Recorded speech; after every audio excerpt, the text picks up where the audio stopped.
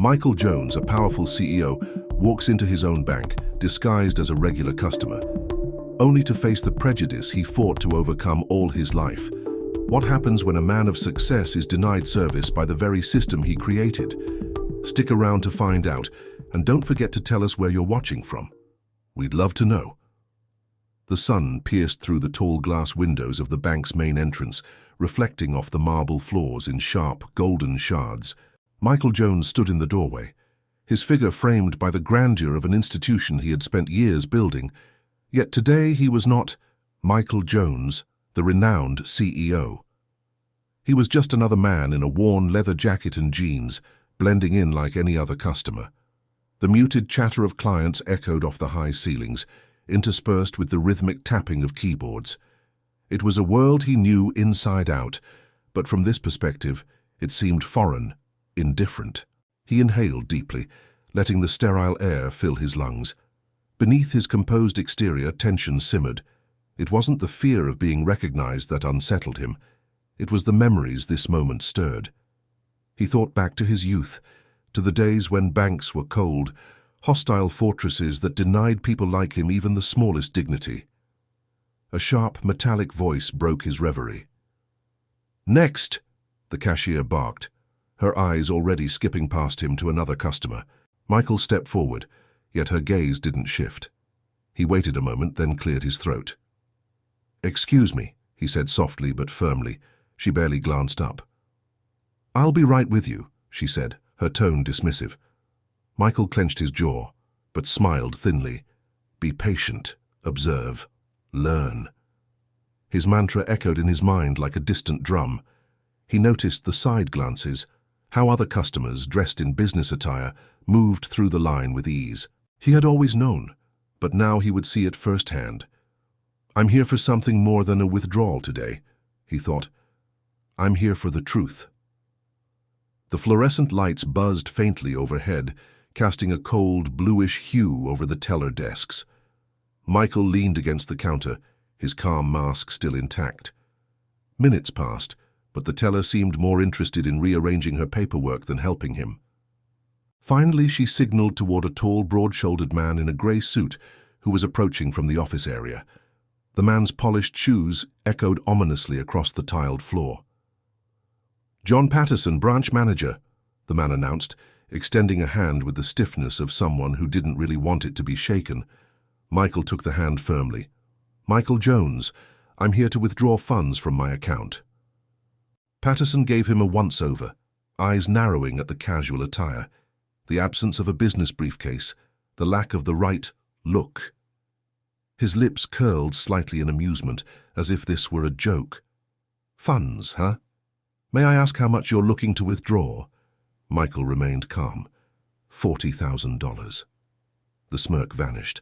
Patterson's eyes hardened. $40,000. We'll need to verify everything thoroughly. I'll be honest with you, Mr. Jones. Requests of that size are unusual." "Unusual for whom?" Michael asked quietly, his voice steady but pointed. Patterson crossed his arms. "Just following protocol. We've had some incidents." Michael took a breath. He had expected resistance, but the thinly veiled suspicion stung more than he had anticipated. Patterson turned to a nearby security guard and gave a subtle nod. "Wait here. I'll be back after we run some checks," Patterson said, his tone now openly distrustful. As Patterson walked away, Michael exhaled slowly. This wasn't just about protocol. It never had been. Michael sat in a cold, rigid chair near the corner of the lobby, his fingers resting lightly on his knees. The bank had returned to its regular hum of quiet transactions, but he was now under a subtle microscope. Customers whispered as they passed by. Employees exchanged glances filled with unspoken judgment. He could feel the weight of their scrutiny pressing down on him. The irony wasn't lost. He was surrounded by the very structure he had built, and yet in their eyes he was a stranger. He heard Patterson's voice barking orders from behind a glass door, talking about verifications and security risks. Michael closed his eyes momentarily, grounding himself. Images of his younger self surfaced.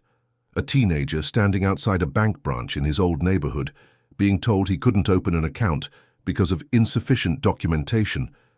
He had promised himself then that he would change that system someday, but here he was again, facing the same walls of prejudice. "Excuse me, sir." A soft voice interrupted his thoughts. He looked up to see a young teller, nervously holding a clipboard. "Would you like some water while you wait?" Michael studied her face. Unlike Patterson, she seemed uncertain rather than condescending. He offered a gentle nod. "That would be nice. Thank you." As she walked away, the entrance doors swung open. Sarah Collins, the regional director, strode in, her heels clicking assertively against the floor. Her presence commanded immediate attention. She was a tall woman with sharp features and a confident grace, wearing a navy blazer that marked her authority. Several employees straightened in their seats, their casual conversations abruptly ceasing. "Good afternoon," Sarah greeted the receptionist. "I'm here for a scheduled inspection. Is Patterson around?" The receptionist hesitated before pointing toward the manager's office.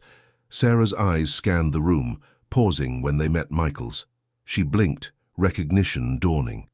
In an instant, her demeanor softened. She walked briskly over to him. "Michael, what are you doing here?" she asked, lowering her voice as she leaned slightly closer. Michael gave her a faint smile. "Testing the waters. Seems a bit colder than I expected." Sarah frowned, glancing toward Patterson's office. "Cold is an understatement. What happened?" "Let's just say I've experienced some interesting customer service today. Patterson doesn't seem too fond of large withdrawals from certain customers." Sarah's jaw tightened. She didn't need more details to understand. The lines were already drawn. She straightened and gestured toward the manager's office. "Come with me," she said firmly. The walk across the lobby felt like a slow march to judgment. Employees watched with widened eyes as Sarah led Michael through the doors marked Manager's Office. Patterson was seated at his desk, reviewing paperwork. He barely looked up until Sarah's voice cut through the room. "John, could you explain what's going on here?" Patterson looked between Sarah and Michael, confusion giving way to alarm. He stood abruptly. I was just following standard procedures." "Mr.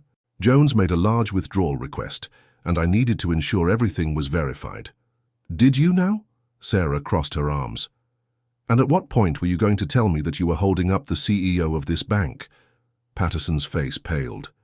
He stammered incoherently, his earlier confidence crumbling. "Key CEO? I wasn't aware." Michael finally spoke, his tone calm but unyielding. "No, you weren't. And that's exactly the problem, John.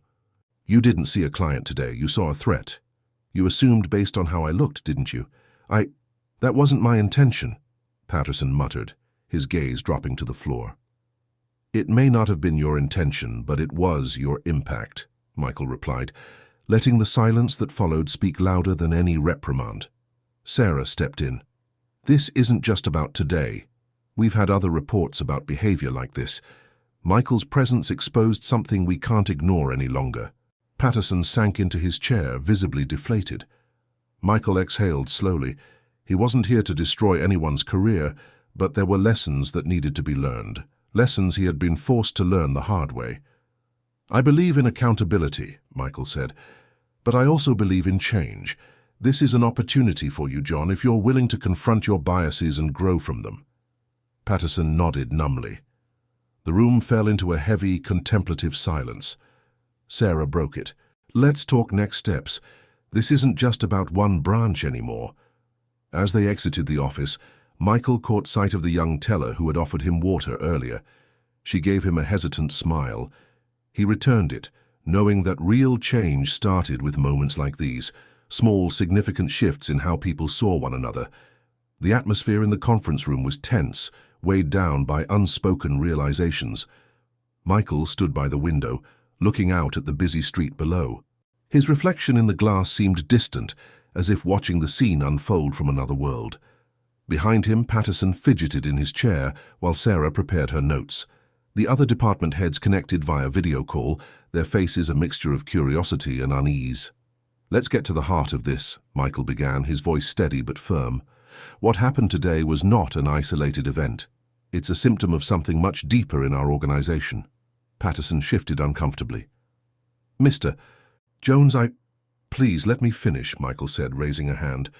For too long, we've allowed unconscious biases to dictate how we treat people. What I experienced today wasn't just about me. How many other clients have walked through our doors and faced the same silent wall of suspicion? Sarah stepped in, her tone measured. We've had reports from other branches about similar behavior. This isn't just about one bad day. We need systemic change. The room grew quieter. Patterson rubbed his temples, visibly grappling with his own defensiveness. I thought I was following protocol, but maybe I wasn't seeing the bigger picture. Michael turned to face him directly. That's the point. Protocol shouldn't be a weapon to dehumanize people. It should serve to protect and empower them. He paused, letting the words hang in the air. The weight of his message was palpable, each person in the room reflecting on their role in maintaining the status quo. We're going to implement a comprehensive training program, Michael continued. Not just a few sessions on diversity, but an overhaul of how we engage with clients. Empathy, respect, and trust need to be at the core of our operations. Patterson nodded slowly. I understand, and I want to do better. Michael gave a short nod. That's what I expect from everyone here. We're in a position of power. It's our responsibility to lead by example. The meeting concluded with a renewed sense of purpose. As Michael walked out of the room, he felt a quiet resolve settling within him. Change was never easy, but today, a crucial step had been taken. The evening air was crisp as Michael stepped out of the bank's main entrance. The towering glass facade reflected the fading sunset, casting an orange glow that softened the imposing structure. For a moment, he stood still, letting the cool breeze wash over him. The events of the day replayed in his mind, the looks of suspicion, the dismissive tone, Patterson's breakdown of excuses. It was an exhausting cycle he had seen too many times before, yet this time, something felt different.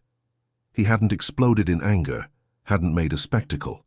He had taken control of the narrative and planted seeds of reflection in the minds of those around him.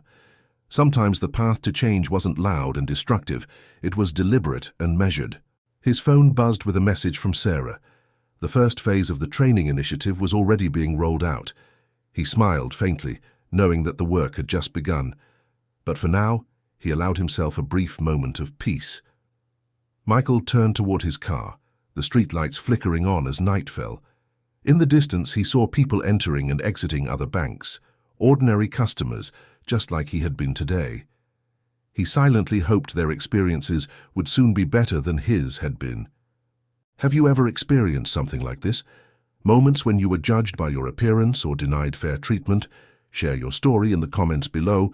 We want to hear from you. Together, we can shed light on these issues and inspire change. And if you enjoyed this story, don't forget to subscribe for more powerful stories like this. Your support helps us continue spreading awareness and hope.